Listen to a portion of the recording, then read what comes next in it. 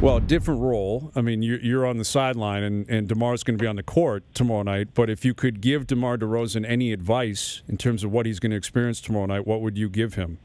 Well, it's difficult because, first of all, you're going back into an arena where, you're going into a different locker room, you've probably never been in that many times, only to visit friends, and you're going in a different entrance, and but you see the same people. So it's a different emotion, different feeling. That young man, right, wrong, indifferent, he started the whole thing, the stretch of good basketball that the team is having right now. He started it, and he's the only star player who decided to stay there. And, I know it's hard to grasp and hold on to, but he decided to stay when he had other choices to go to other places. And so, my hat is off to him because he had many opportunities to leave, a couple opportunities to leave, and not like a lot of other guys who had been there, decided to stay, didn't try to force his way out, didn't try to, talk his way out. He stayed and showed loyalty to the country of Canada and the fans of Toronto. Well, you would have had this experience when you were in Dallas with Dirk, who obviously wasn't from Dallas, isn't from Dallas, and yet he seemed to set up roots there and was really connected to the city. Right. But you've been in the league for a long time. I mean, how often do you see players like Dirk in Dallas, like DeMar in Toronto, where they're not from there, yet they seem to connect and they feel like there's a sense of loyalty? How often does that really happen in the NBA? Well, it's rare. It's rare because there's only a few players that have done it.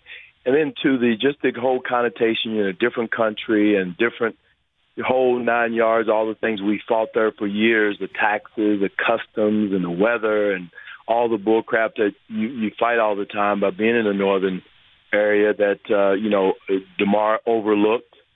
The whole, he fought a lot when we tried to recruit free agents. He helped sell Toronto, the city, and the people, the ownership, and the whole 9 yards. So the loyalty factor is there, and there's something to be said for that as far as building a program and not, winning at all costs, but you're building a program with roots. And he should, be applauded for that. With Dwane Casey. Yeah, Dwane, it's interesting when you talk about, DeMar coming from California into Toronto and everything. Is that a significant, not just a foreign country, but to go out of a climate that the players are simply not used to? It can be a shock. It is.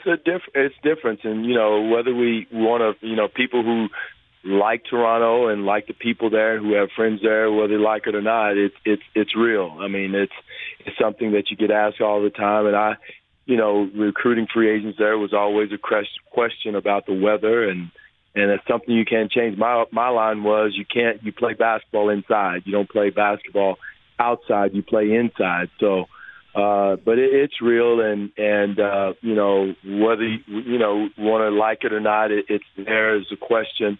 And for a young man like DeMar from Compton, but again, in the back of DeMar's mind, it's the only place he knew. He was drafted there. People were good to him there.